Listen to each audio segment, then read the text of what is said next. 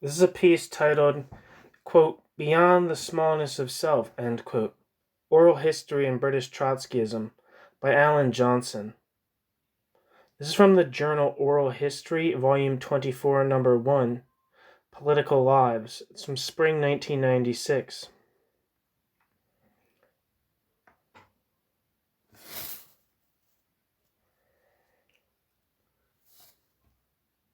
Quote,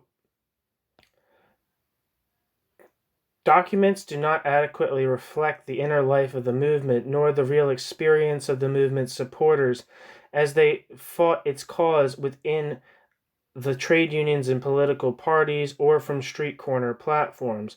Only by tapping the seam of oral reminiscences are we able to look beyond the writings and doings of the leadership to the rich life of the movement below them. Quote, Theory is always gray, but the tree of life is evergreen, end quote. Sam Bornstein and Al Richardson, Against the Stream, A History of the Trotskyist Movement in Britain, 1924 to 1938. Introduction. The recent international, quote, explosion of historical research into Trotskyism, end quote, has been based not only upon documentary archives, but on the critical use of memoir and oral testimony. In this article, I evaluate the contribution of the latter in recent reconstructions of the history of British Trotskyism. I make 3 claims concerning the value of oral history and memoir. First, a democratic claim. It has been one means for the marginalized Schwefelbande, or, quote, devil's gang, end quote, of the 20th century left, to speak in their own words. Second, an empirical claim. The historical record can be made fuller because of it. Third, a claim that it has facilitated what the German sociologist Max Weber called Verstehen, or, quote, empathic understanding, end quote.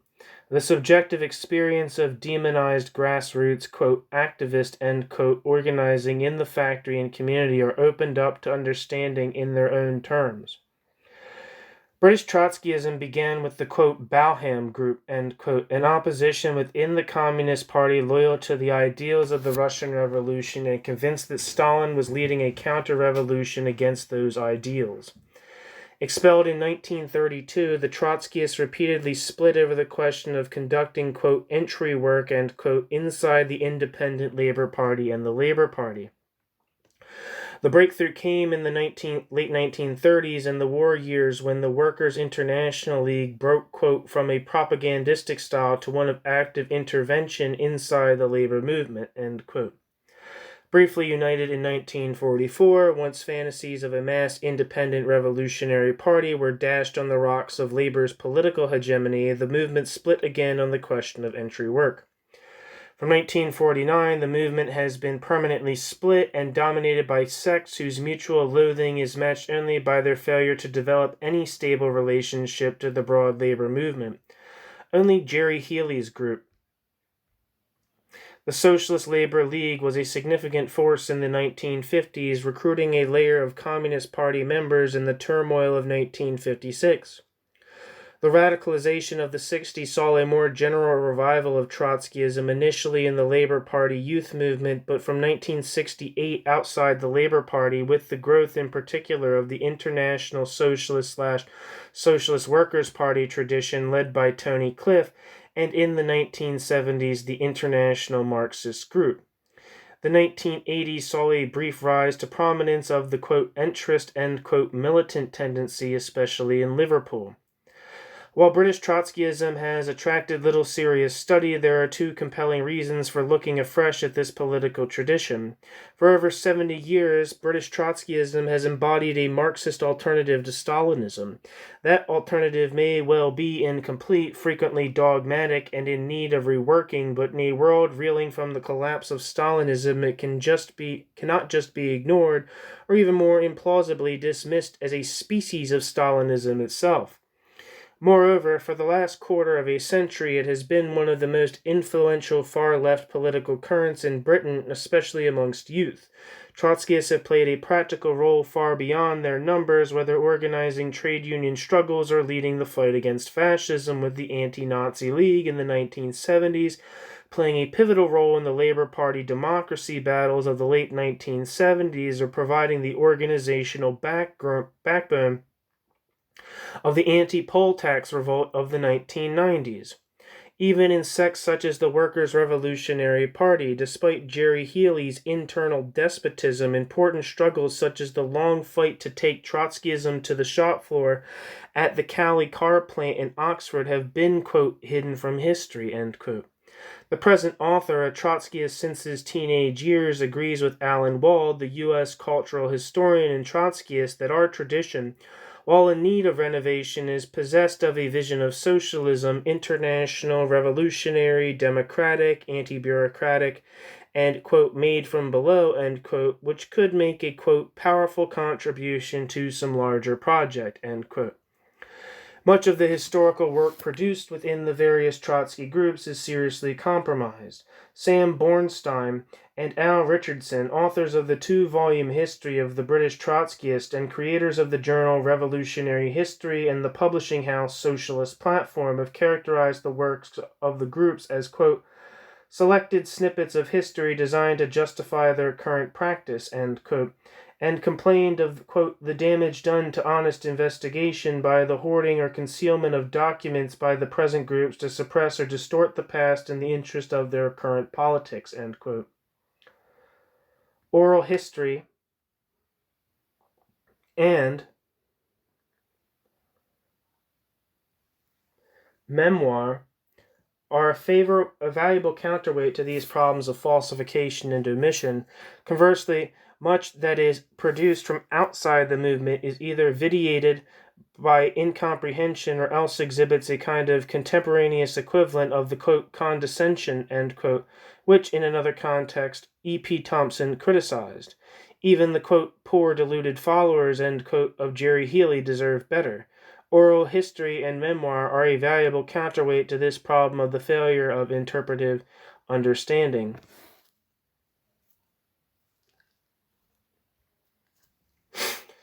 The case for using oral history and memoir should not be overstated. Documents will remain the bedrock for historical writing about Trotskyism in Britain. Nonetheless, there is a complementary role for the critical use of oral history and memoir in 3 areas. First, in providing a platform for the rank-and-file militant. Second, in enhancing, sometimes challenging, the historical record. And third, in illuminating the, quote, inner life, end quote, of the movement, end quote, and the subjectivity of the activist.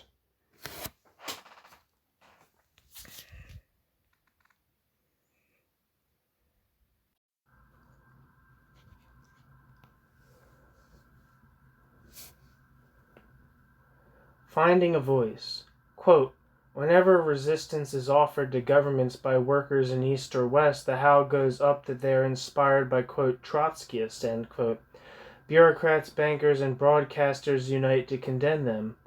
Only rarely are Trotskyists allowed to speak for themselves, for all the attacks upon them are necessarily hostile and from outside. Quote, public opinion, end quote, condemns them unheard, end quote.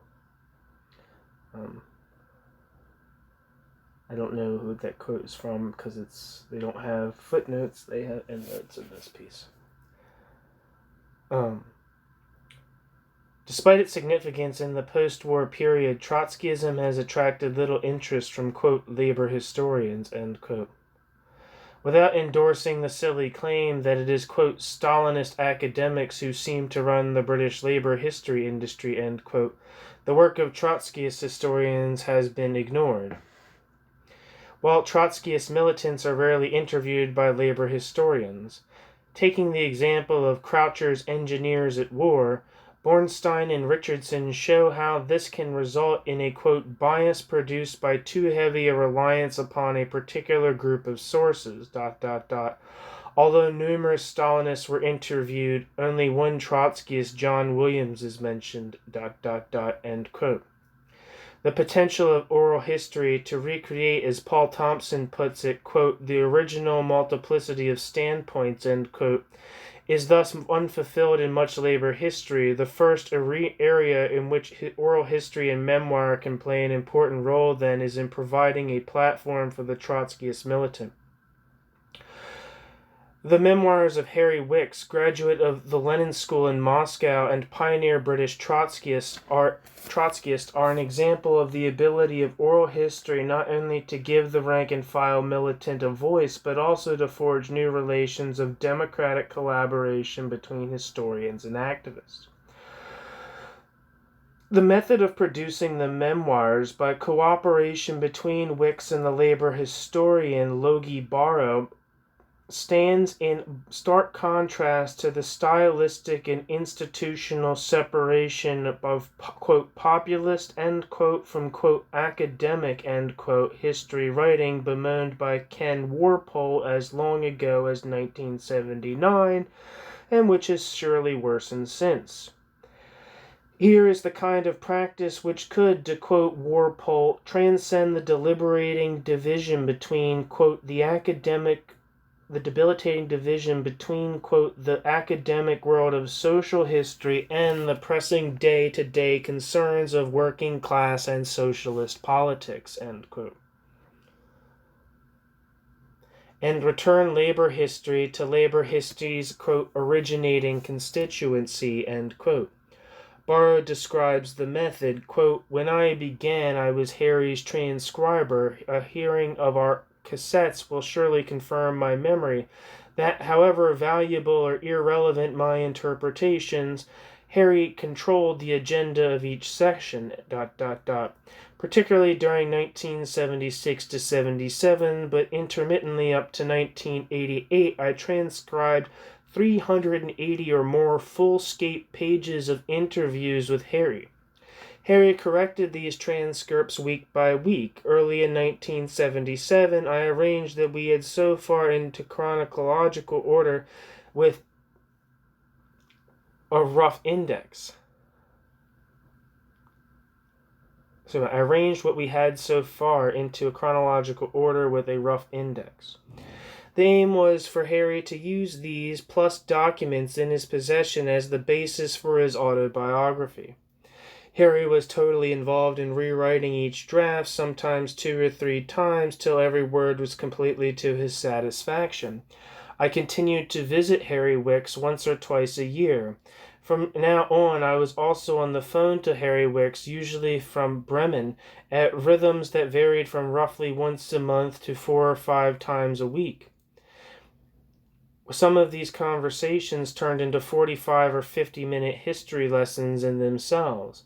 The words are approximately 80 or 90% those spoken or written by him at least once at one time or another. Some of the linking sentences are more often mine, end quote. It is unlikely Wicks would have written the book, which is a detailed portrait of the labor movement of Battersea before the war and of the rank-and-filers' experience of activism in communist and Trotskyist organizations in London and Moscow, without the use of oral history. Like many self-educated workers, Harry Wicks was far more comfortable with the spoken than the written word. Indeed, Barrow's collaboration with Harry Wicks almost foundered when he presented Harry Wicks with literal transcriptions of their discussions, which, quote, intensified in him an old despair of what he called his, quote, bad language, end quote. No doubt some historians of linguistic oppression is going to find something significant in so dependent a self-taught man being so paralyzed by such old wounds, end quote. But those who would practice oral history must first overcome the thorny methodological problem of the, quote, politics of memory, end quote. Quote, political amnesia, end quote, or the politics of memory. John Saville has warned us that the activist is a, quote, special kind of person, end quote, who when interviewed may speak, quote, exactly as he speaks at a public meeting, end quote, delivering a worked out and probably rehearsed, quote, line, end quote. Andrew Gamble has warned that political memoirs can, quote, impose a narrative structure on the past which selects and orders facts and experiences in such a way that the politician's thoughts and actions are rendered coherent and, if possible, consistent, end quote. One line of reply to this charge in relation to oral history was mounted by Alessandro Portelli. Alessandro Portelli is a oral historian from Italy. He wrote a book called "The Order Has Been Carried Out." The reason I know this because I read it in school, but it's about how this particular massacre of by Nazis of a local population in Italy in response to an ostensible response to partisan attacks. Or not ostensible, in response to partisan attacks, is remembered in history. Not remembered in history, but remembered in Italy.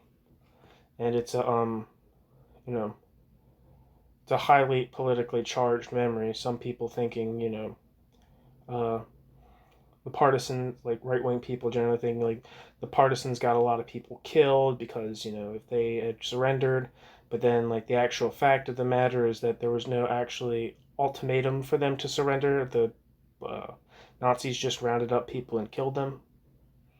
But it was a good book. I liked reading it. I can't remember the exact details of it, but you should check it out. It's called "The Order Has Been Carried Out." So I think it's like kind of like a landmark in oral history. Anyway, Alessandro Portelli argued that one of the, quote, peculiarities of oral history, end quote, is that there are no, quote, false, end quote, oral sources.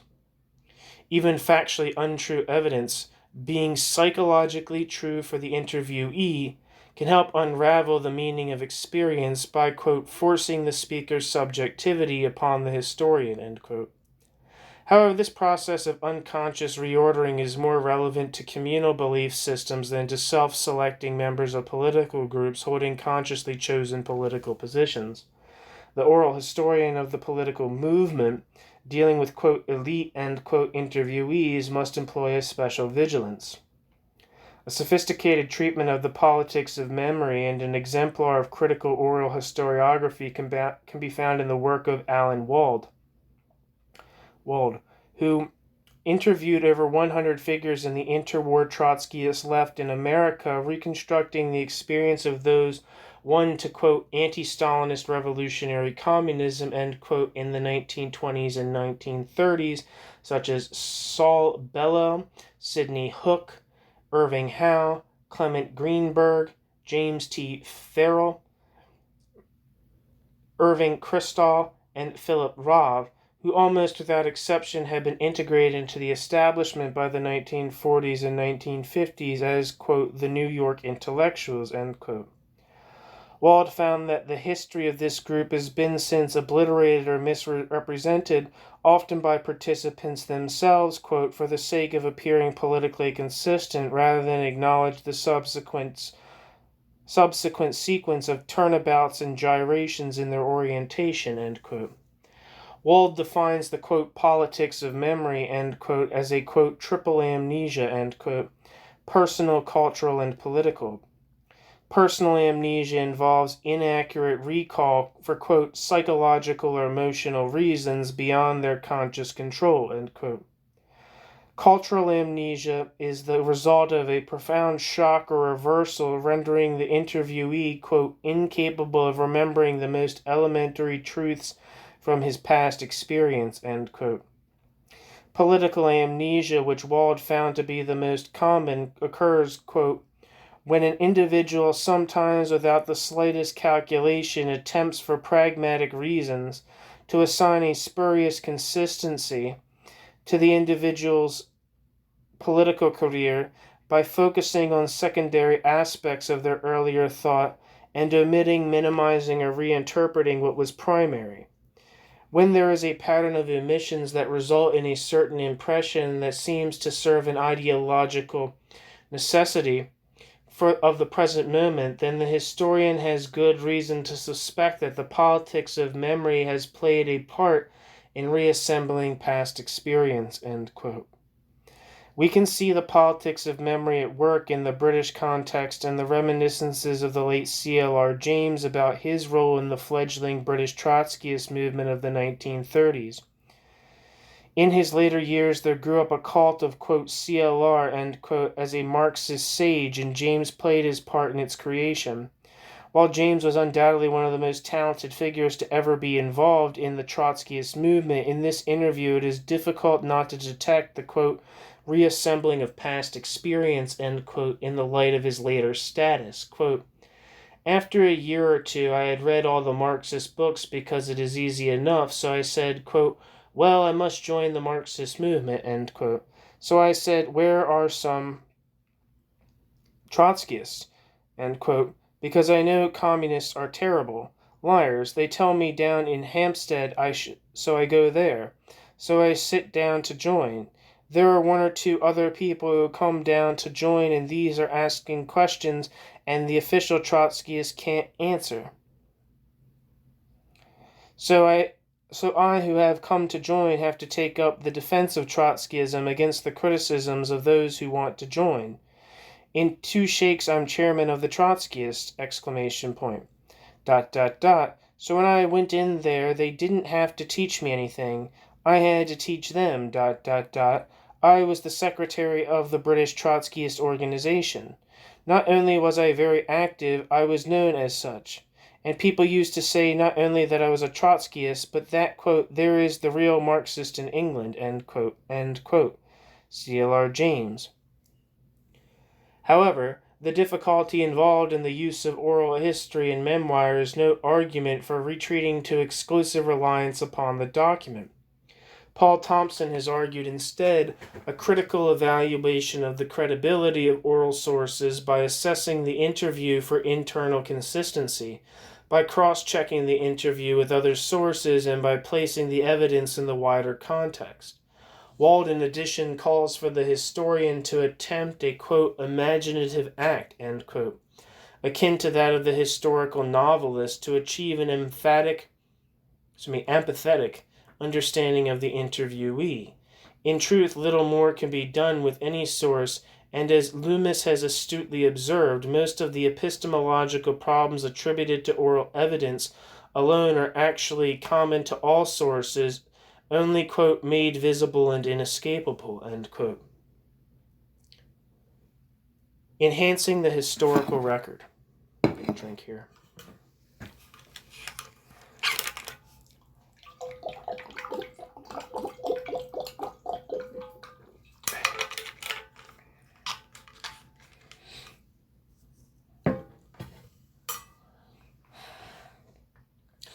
Political historians have long found interviews to be, quote, not just a stopgap substitute for better sources, but a quite distinctly valuable source in themselves, end quote,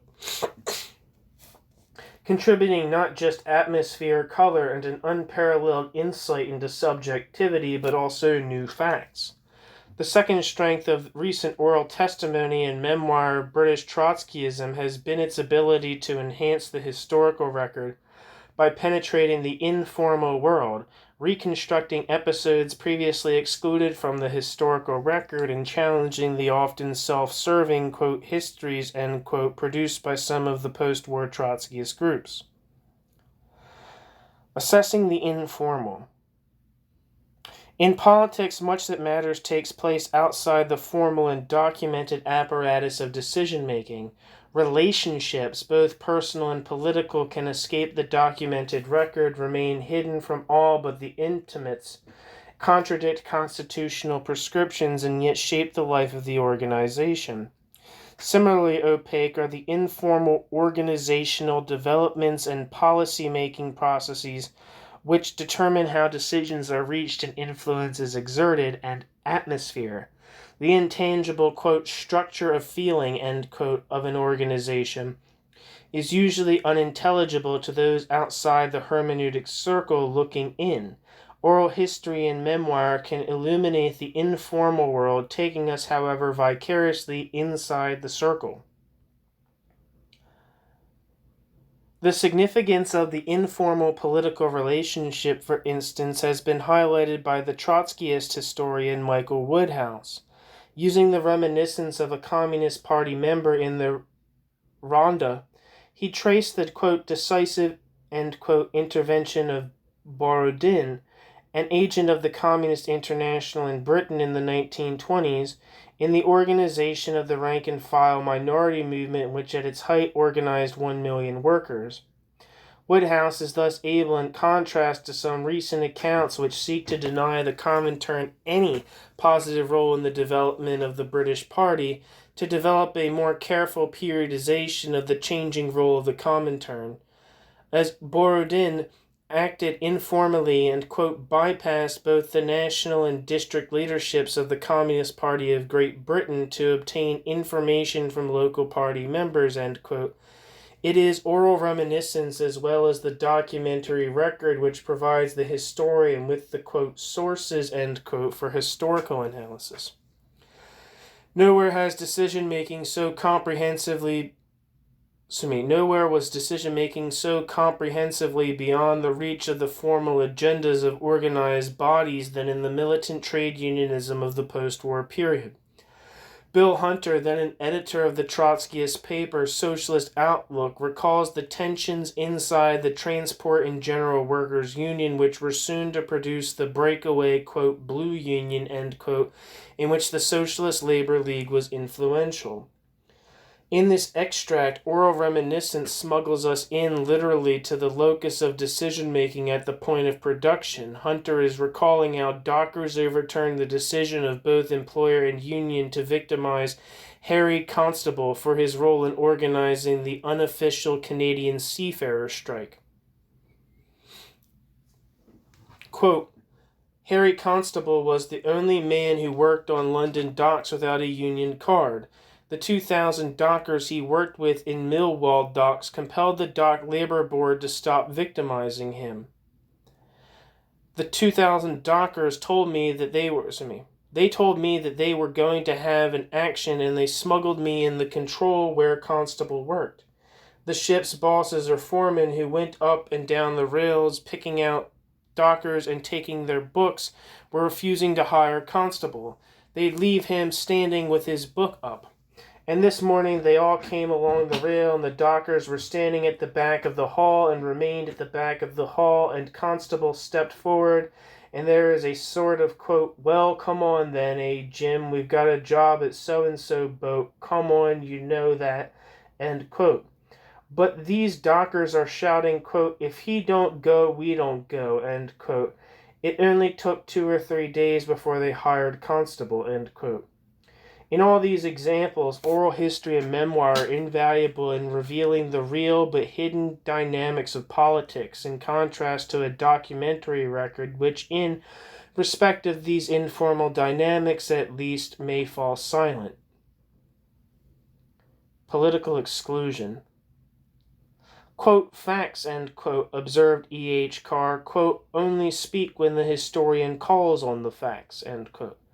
Bornstein and Richardson have shown that, when it comes to British Trotskyism, historians have simply not called on the relevant facts. The most clear example of this is the trade union organizing work of the Trotskyists in World War II, which, quote, remains unnoticed in any of the standard labor movement histories written by the communists or their fellow travelers, ... end quote.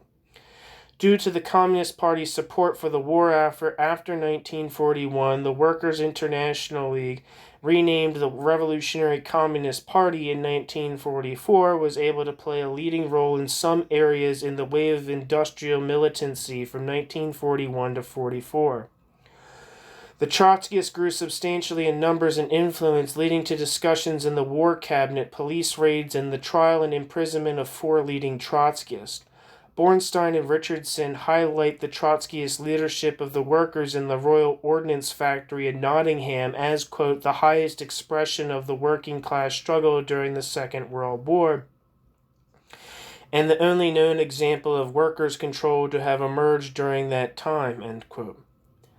There are existing documentary sources which the historian can use to reconstruct these events. The pamphlet by the Trotskyist Jack Gale draws on the War Cabinet Minutes, the Morrison Memorandum on the Revolutionary Communist Party, and the contemporary press. The oral interviews collected by Bornstein and Richardson, however, are proof of Anderson's claim that oral evidence gives, quote, the greatest subjective feel of the communist experience, end quote. Here, Anne Keene remembers the police surveillance of the Revolutionary Communist Party in Newcastle, and Anne Keene's feelings of fear and isolation. The raids were deliberately intimidatory, and one member, Millie Lee, was strip-searched. Typically, for a Trotskyist informant, Keene combines political analysis with personal recollection. Quote, the idea was to get these leaflets going and ask the trade unions for help, and as a result of them doing this, it was this really, I think, that alerted the police. I discovered that letters were being opened. I was told that letters had been opened by a sympathetic postman, that our stuff had been looked at before it came in, and I believe that before the actual arrest took place, that raids took place in London and other places, ... I had to go and make a call to London when I was on my own. I suppose I was told that I would just have to carry on my own as best I can, and I came back feeling very scared about the whole thing because it was the first time, ... I felt that they were relying on me. I felt there were other people with me, but this time I had to really get down to things on my own. However it was, I did the right thing at any rate, I suppose shortly after the police came in and raided us. Then I suppose a few days took place when we were interviewed and we were almost, quote, grilled, end quote. Almost, quote, grilled, end quote. Not having slept really for the first time for 2 or 3 nights, finally for the first time we fell asleep, only to be woken up at 2 o'clock in the morning with a terrific banging and ringing and so on, ... I was then remanded in custody for 3 weeks, and before being transferred to the Black Maria and then down to Durham jail, we were fingerprinted and photographed. At that stage, I felt so bad of myself, I appeared to break down, ... end quote.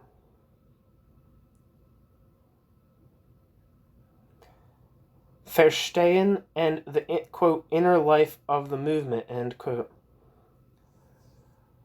The third area in which oral history and memoir are also proving invaluable is in giving the historian access to the subjective experience of the rank-and-file Trotskyist. Perry Anderson argues that when the historian of the communist experience relied only upon documentary sources, the result was a, quote, top-heavy historical approach in which nearly all the attention is concentrated on the debate within a narrow group of party leaders, end quote. Anderson urged the use of oral history and memoir to illuminate, quote, the subjective feel of the communist experience, end quote. The historian Kevin Morgan has criticized Trotskyist historical writing about British communism for neglecting the motivation of the party member, the character of their allegiance, and the pressures, personal and political, they faced. While this approach runs the risk of historical empathy masking political apologetics, it need not, as Morgan's own critical study of Harry Pollitt has made plain. Rather, something of the humanity of the militant, warts and all, is recovered.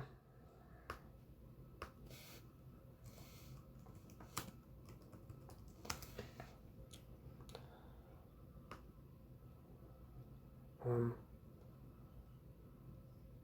just going to read this. Harry Pollitt was a British communist who served as the General Secretary of the Communist Party of Great Britain from July 1929 to September 1939, and again from 1941 until his death in 1960.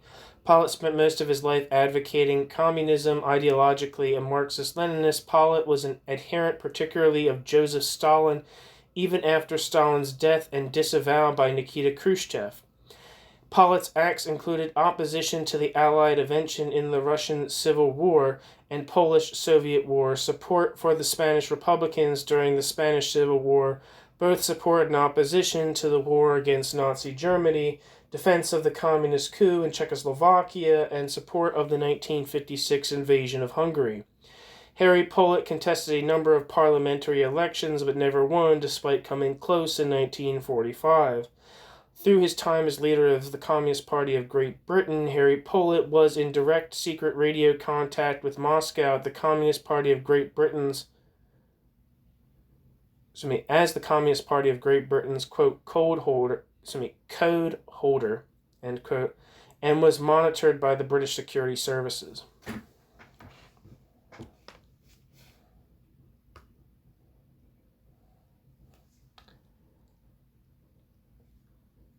Motivation.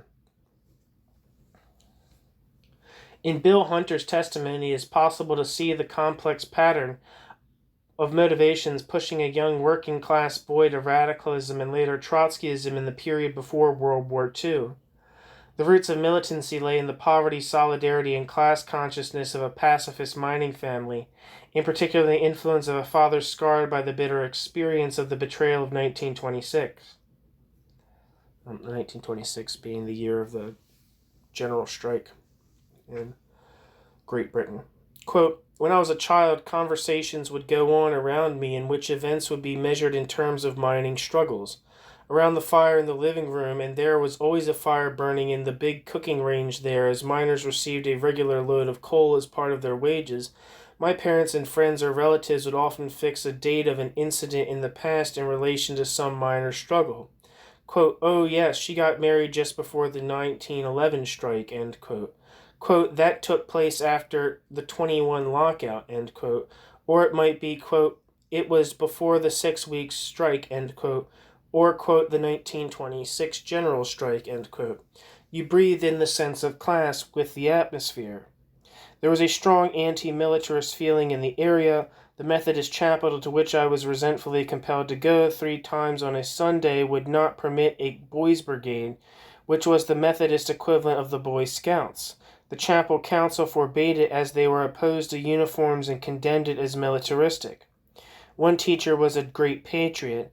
Giving us a history lesson, he pointed to the map of the world on the wall with a large part of it colored red to show the British Empire and told us, quote, that red part is ours, end quote. When I got home, I told my father and mother about this.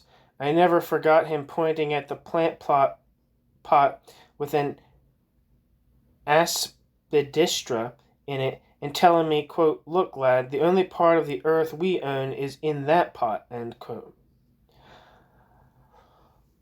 End quote. In such a fertile soil fell the seeds of Trotsky's ideas. Hunter recalls the formative impact of reading Trotsky, an experience typical for the pre-war generation of British Trotskyists. Quote, the greatest impression at this time was made on me by an article of Trotsky, Their Morals and Ours, which was published in the New International. It is a strange thing, but possibly because I was tied to chapel going on Sunday at an early age, which I resented principally because Sunday was a day of boredom, I never remember being religious, ... However, I had confused ideas of devoted and courageous individuals fighting for poor and oppressed people. This article of Trotsky had a direct effect, even a physical effect. I felt that Trotsky was directing at me every piercing word against abstract morality, end quote. Allegiances.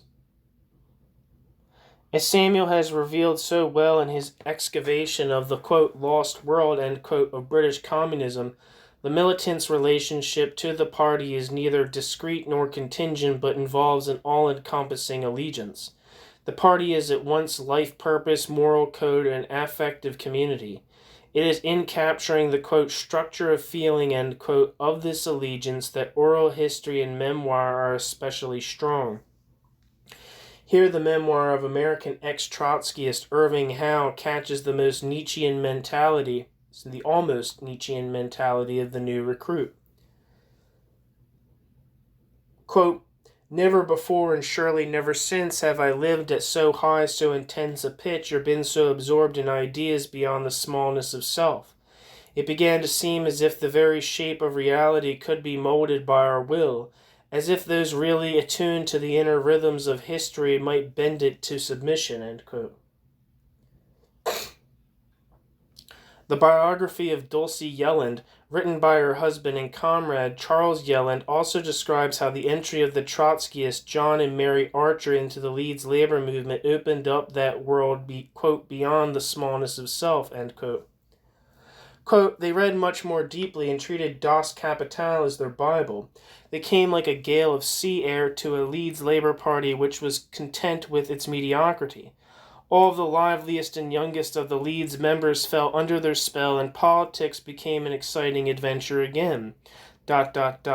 Very soon, Dulcie became a willing pupil, metaphorically sitting at John's feet and absorbing the theory to go at their stern practicality." End quote. Indeed, Dulcie Yelland's favorite passage of Trotsky came from Their Morals and Ours. Yelland's choice speaks volumes about the character of the allegiance of that generation of pioneers. Trotsky argues that, quote, "civilization can only be saved by the socialist revolution," end quote, but warns those who would work for this end that, quote, "they must know how to swim against the stream in the deep conviction that the new historic flood will carry them to the other shore. But all will reach that not all will reach that shore. Many will drown, but to be in this movement with open eyes, with intense will, only this can give the highest moral satisfaction," end quote. The pressures of swimming, quote, "against the stream," end quote, maintaining a, quote, "intense will," end quote, are rarely documented and usually remain a private struggle conducted by the individual. Pressures, personal and political. Oral evidence and memoir can help the historian understand these pressures.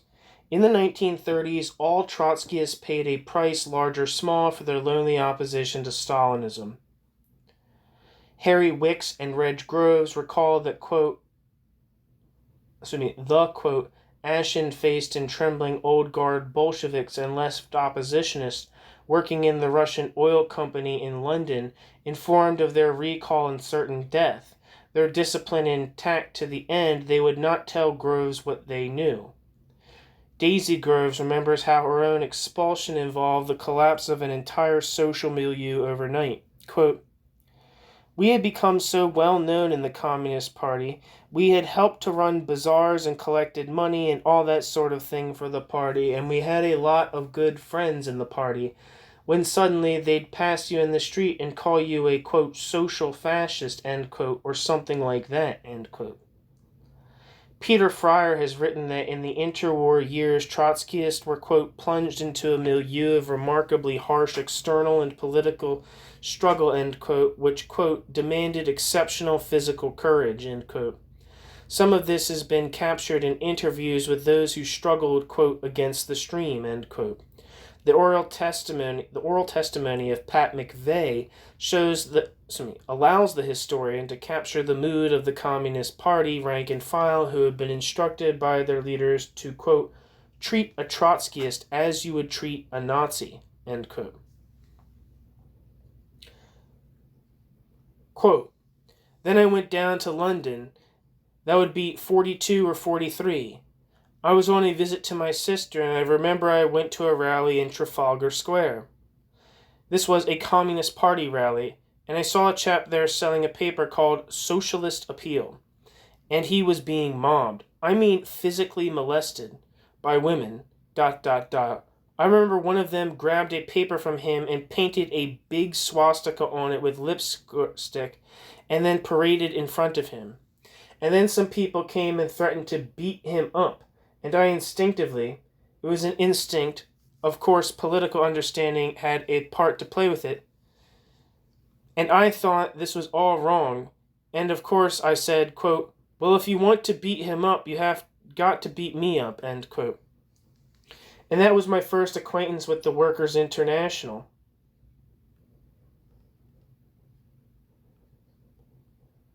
the Workers' International League. The man who was selling the papers was Jock Haston, end quote. In the post-war period, the primary, quote, pressure, end quote, has often been the very political perspectives of the movement. Tiny groups of militants have struggled to embody revolutionary perspectives of a titanic scope in the tremendously difficult conditions of long-run economic boom, political isolation, and theoretical confusion. The resulting pressure has sometimes resulted in the adoption within Trotskyist organizations of a Stalinist caricature of democratic centralism, in which the self of the militant is reattached to a quasi-militaristic notion of discipline suffused with the imagery of war and the aroma of organized religion. As oral testimony, memoir, and eyewitness accounts, as well as documents, have made clear, nowhere was this more true than with the Healy groups who, from the early 1960s, abandoned entry work in the Labour Party to, quote, build the Revolutionary Party, end quote. The campaign to sustain a daily Trotskyist paper with less than 1,000 members, the expectation of an imminent military coup, the denunciation of other Trotskyists as GPU agents, and always the demand that the activists must increase their activism to bridge the gulf between perspectives and reality. All this over time eroded the most basic norms of political behavior.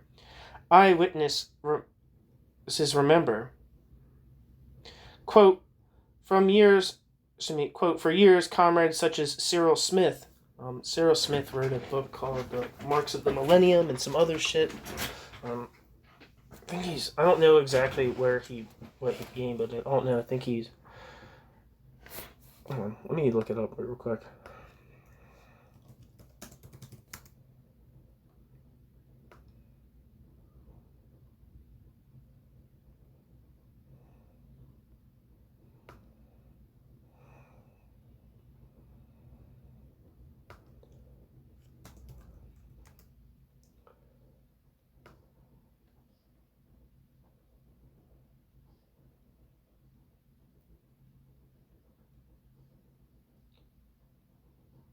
Yeah, it says Cyril Smith. I thought Cyril Smith. Yeah.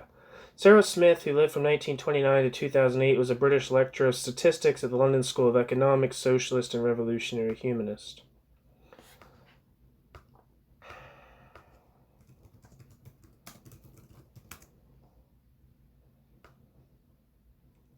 It says Tom Kemp was a prominent Marxist economic historian and political theorist. Tom Kemp was influential in socialist and Trotskyist parties in the UK and published several influential books on Marxist theory and economic development, in particular theories of imperialism, which made an important contribution to assimilating globalization into Marxist theory.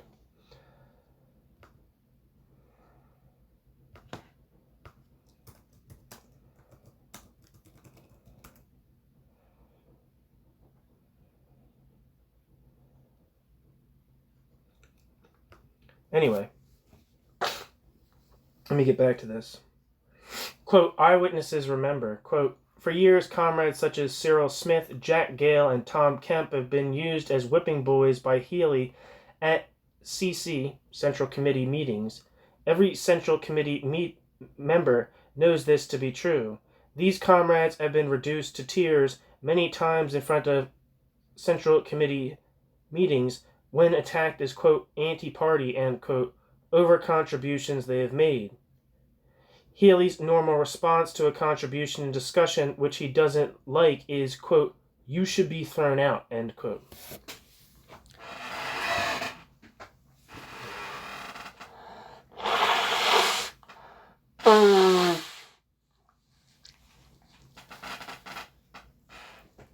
When Tony Richardson, party member and a worker at Cowley, had the temerity to ask a question of Healy, the response was swift. Quote, Tony Richardson, Alan Thornett, and John Lister were summoned to Healy's flat, ... It was not the question itself, Healy said, but the questioning of the leadership which was wrong, ... Healy promptly called a meeting of the political committee there and then at 1 in the morning. When the meeting assembled, he put down a motion expelling Tony Richardson, as if if he would not agree that asking the question had been wrong, end quote. However, one will search in vain for traces of these events in the official documentary records of the Workers' Revolutionary Party. For example, through the eyewitness testimony of Richardson and Thornett, we have evidence of the, quote, considerable physical violence, end quote, later used on Richardson. The documentary records of the Workers' Revolutionary Party was falsified to erase these events. As victims recall, while, quote, a full and detailed report was given to the Control Commission, bracket, an internal party committee charged to investigate the matter, Alan Johnson, end bracket, not a single word was recorded, end quote. Indeed, the documentary record can positively mislead the historian. Central Committee minutes, for example, can only be decoded by placing them alongside the testimony of participants. Here, for instance, Alan Thornett recalls a Central Committee decision of the Workers' Revolutionary Party in 1974. Quote, in line with the politics of Healy, a further decision was taken of some importance. Without a single word of discussion, the meeting agreed to recruit 3,000 new members in the next 10 days. This item took literally 30 seconds. To have spoken or have voted against such a position would have meant certain branding as anti-party and opposed to building the party. No one did this. In spite of the resolution, the Workers' Revolutionary Party continued to decline, end quote. Jesus Christ. Another pressure faced by many militants is the tension between political activism and the, quote, domestic, end quote, life. These contradictions are rarely made the subject of collective political discussion. The militant is left to wrestle in isolation with his or her, quote, personal, end quote, turmoil. Yet the difficulty of combining the kind of allegiance the movement demands with, for instance, being a parent or partner are intensely political. As Ratner's memoir makes clear, these difficulties are bound up with questions of class and with the gendered politics of the division of labor. As such, they determine the social composition of political organizations. Indeed, the memoirs of Alan Thornett conclude that, quote, the family situation was the biggest single problem we had in developing factory workers as Marxists, end quote. Quote, ... we were forced to tackle some of the very difficult problems involved in winning and training working class people as Marxists, ... Most were married with families. Most were faced immediately with hostility from a partner who was not in the factory, had not gone through the same experiences, and who saw politics as a threat. Most, but not all, of those who joined were men. They had a partner trapped in a domestic situation who found it hard to comprehend the struggle they had taken up in the factory and the movement they had joined. It was a major problem, and we were not equipped to tackle it because we were part of it. We were working class people steeped in deeply ingrained sexist attitudes, yet the Socialist Labor League, bracket, Socialist Labor League, forerunner of the Workers' Revolutionary Party, Alan Johnson, end bracket, had nothing to offer since their approach to women's oppression was consistently backwards. Jerry Healy had no political approach to the hostility of socialist labor, Jerry Healy had no political approach to the hostility a Socialist Labor League member might meet from an alienated partner except a futile diplomatic compromise, ... Many of those involved lived from crisis to crisis as I did myself, ... My wife, Esme, became politically committed and was involved from time to time, but the political involvement was so unequal, and the factor of women's oppression too great. Esme was at home with 2 children I was organizing in the factory. It was, quote, resolved, end quote, after 14 years of political activity, by a breakup of the relationship.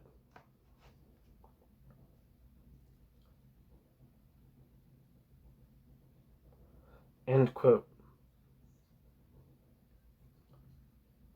Without oral testimonies and memoirs of this kind, the, quote, small self, end quote, of the militant will remain privatized and the political impact of such private dramas, quote, hidden from history, end quote.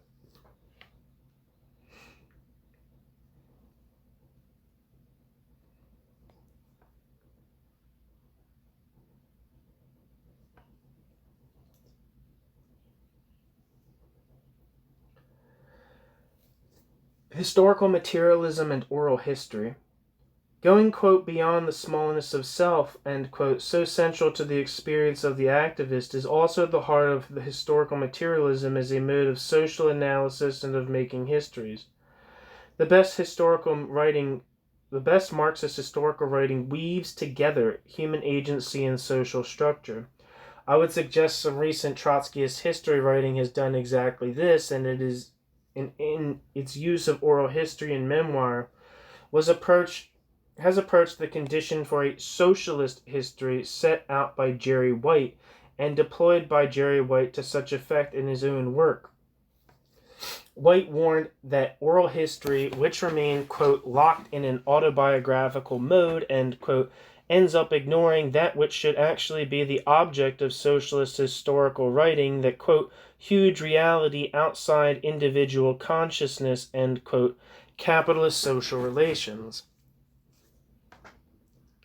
White offered the example of accounts of work which by their focus on the dignity of labor mask the reality of exploitation, proposing that, quote, capitalism and capitalism's critique must be brought up front, end quote. Jerry White recommended that historians should contextualize popular and oral history, employing a multi-method approach, checking oral testimony against rigorous archival research, placing the object of study in a national and international context, and a theoretical framework which ensures, quote, substantial structural contextualization, end quote, of the empirical evidence. If Trotskyist oral historians and memoirs such as Bornstein and Richardson, Wicks, Ratner, Hunter, and Thornett are among those who have begun to approach these injunctions, it may be because the assumptions of their political practice are so similar to White's methodological prescriptions. All would insist that there are structural relations, primarily those of capitalism, which underpin surface experience, that theory is a necessary tool of social analysis, that individual experience, including their own, is socially determined and mired in ideological mystification, but also, crucially, that there is always scope for human agency, especially collective human agency, to break the bounds of structural constraint and ideology. Harry Wicks' memoir of the Lenin School in Moscow is the best example of this. Selected by the British Communist Party, aged only 22, to attend the school from 1927 to 1930, Harry Wicks has written a rank, a file, and filer's equivalent of Rosmer's Lenin's Moscow, a series of compelling vignettes of one man's experience of a degenerating revolution. Here, Harry Wicks described the Chitska, or purge of the students of the Lenin School in 1929 after the expulsion of Bukharin from the Politburo. Quote, each of us was, quote, cleansed, end quote, in turn. For each we would all gather in the main auditorium. The Chitska went on and on from morning till night for weeks. All schoolwork was suspended. Each of us had to stand alone up on the platform in front of a row of Red Army colonels and generals and other high dignitaries. Our cleansing commission, which was under the jurisdiction of the Central Committee of the party. And they or anyone in the school could ask you questions about your social origins, your biography, your politics, about anything which might smell or be made smelly. But there was one Yugoslav whose Čistka concentrated increasingly on his participation in the First World War and on his activity afterwards. Immediately after this, he was never seen again. When we inquired, his roommate simply remarked, quote, oh, he was taken away in the night, end quote. And that was the end of him as far as we were concerned. So we were fully aware of what lay in store, if only for the very worst offenders, end quote. any observant eyewitness could have written or remembered such an account. What distinguishes Harry Wick's memoir is the placing of such vivid testimony within an analysis of the degeneration of the revolution, which goes in every sense, quote, beyond the smallness of self, end quote. Similarly, Alan Thornett only considers his personal memories of organizing car workers within a wider political economy of post-war militancy in the car industry. And Harry Ratner, who has written probably the most reflexive and penetrating memoir we have of the activist life and of the regime inside the degenerating Healy group, locates his experience placed carefully in relation to both Marxist philosophy and class struggle raging outside the hothouse of the Socialist Labor League. These are only the beginnings of a new practice, and it would be wrong to claim too much or to offer up oral history and memoir as an alternative to documentary research. The question of the theoretical development of British Trotskyism, for instance, is certainly best approached primarily via contemporary documents. Nonetheless, in, quote, making histories, end quote, about British Trotskyism, in learning the lessons of the past, the value of oral history and memoir is clear, broadening the range of sources, filling in the gaps of the documentary record, penetrating the informal world, and above all, illuminating the inner life of the movement and the subjective and gendered experience of the activist. For when attention shifts again, as it will, to alternatives to the free market, if Trotskyism is to develop as an emancipatory political current relevant to the present and future, then paradoxically it must also be prepared, in the words of C.L.R. James's favorite Shakespearean sonnet, to, quote, summon up remembrance of things past, end quote.